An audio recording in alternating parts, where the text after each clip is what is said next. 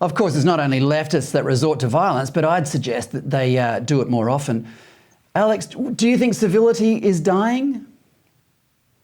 Yeah, look, I do. I have to say it's a real shame. I think it is dying off a little bit, and we see this all the time in just public life generally, and look, one of the things I think that conservative politics has done very badly over the years has been not to fight harder, and I think it's probably through that sense of civility and taking the high moral ground and all that sort of stuff. So conservative politics needs to learn a little bit from the left, and I'm not suggesting anyone goes out and swings headbutts or anything like that, but I do think conservative politics has to toughen up. That was really the point of what I was trying to say is I don't think the quiet Australians, conservative politicians or anyone of that ilk are the establishment anymore. I think as soon as you've got that rainbow flag flying over an embassy, you are the establishment. And I think the left are now almost at that position, despite constantly trying to pretend otherwise. I mean, we still hear this language coming out of the green corner, if you like, in the chamber, that it's all us that have got mates in big business and corporates and all this sort of stuff. Well, I tell you what, the ESG agenda in corporate Australia wouldn't suggest. I haven't got many mates in corporate Australia. You might say I haven't got many mates full stop. That's probably true as well. But,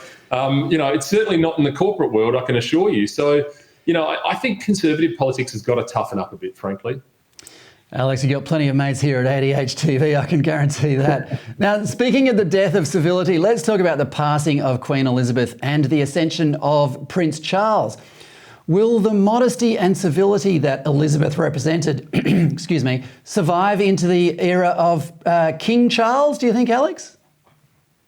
Look, I think it probably will. I mean, she was, very, very, very polished in terms of her demeanour and her lack of wish to get involved in politics and the issues of the day. And that is pretty extraordinary for someone that reigned for 70 plus years. I mean, I can't think of a time really where the Queen drifted into partisan politics or overstepped the mark. It's an amazing, amazing effort. So, and that, of course, cannot be said for Charles, who's, a sort of a climate change warrior and all the rest of it. So it'll be interesting to see whether he continues on with that. I think he'd be wise to step out of the limelight of lobbying and activism once he's, assumed the position properly. But look, I think in terms of overall civility and demeanour, I expect we will. He's had a good mentor in his mother, and I don't think we're going to see him swearing at the camera or sculling a beer or, anything like that in the near future. But it's going to be very interesting to see how the monarchy makes the transition now. I think it will be different. I think the public perception will be different, and you'd expect that. I mean, you'd expect that after the beloved monarch's passing, you'd get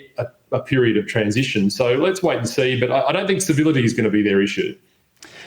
How does what's the perspective of the or perception of the royal family from someone whose family is half Serbian? I'm talking about, how relevant is the monarchy in multicultural Australia? That's what I'm trying to say.